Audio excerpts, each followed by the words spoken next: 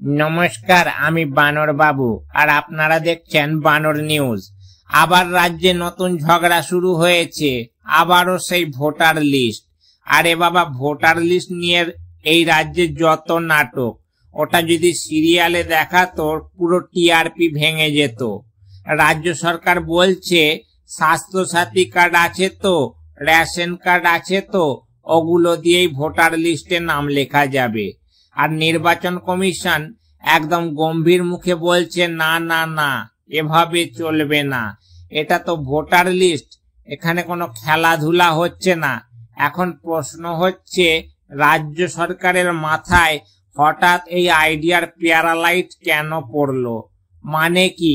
হাসপাতালে গিয়ে স্বাস্থ্যসাথী কার্ড তো দেখানো হয়, তাও সব হাসপাতালে নয়। তাহলে কি ভোট দিতে গিয়েও সেই স্বাস্থ্যসাথী কার্ডই চলবে নাকি? ইলেকশন কমিশন বলছে ওসব কার্ড দিয়ে চলবে না, ভোটার প্রমাণ চাই আলাদা, কারণ ভোট হলো সিরিয়াস ব্যাপার।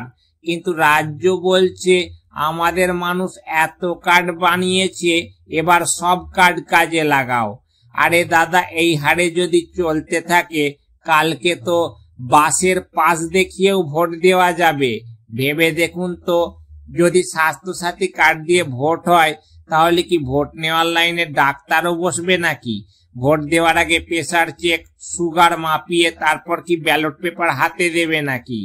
আর রেশন কার্ড যদি ভোটের পরিচয় হয়, তাহলে বুথে ঢুকতে ঢুকতেই কেউ বলবে ভোট তো দেবেন, আগে 2 কেজি চাল নিন, তারপর ব্যালট এঁটে আসুন।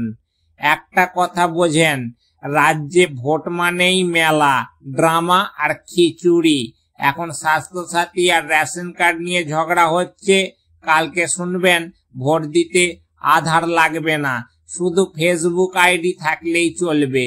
কেউ যদি ইনস্টাগ্রামে বানর বাবুর ফলোয়ার হয়, সেও ভোট দিতে পারবে। তো দাদা, ভোটার লিস্ট নিয়ে নাটক চলবেই, কিন্তু আমার কথা শোনেন, যে কার্ড দিয়েই ভোট দেন না কেন, ভোটটা ঠিক মতো দেন। আর মনে রাখবেন, বানর বাবুর খবর ছাড়া রাজনীতি বুঝতে পারবেন না।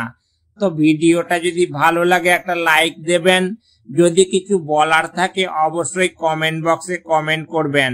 আজকের মতো আমি এখানেই বিদায় নিচ্ছি, দেখা হবে পরে কোনো গরম খবরের টপিক নিয়ে। ততক্ষণের জন্য টাটা, বাই বাই।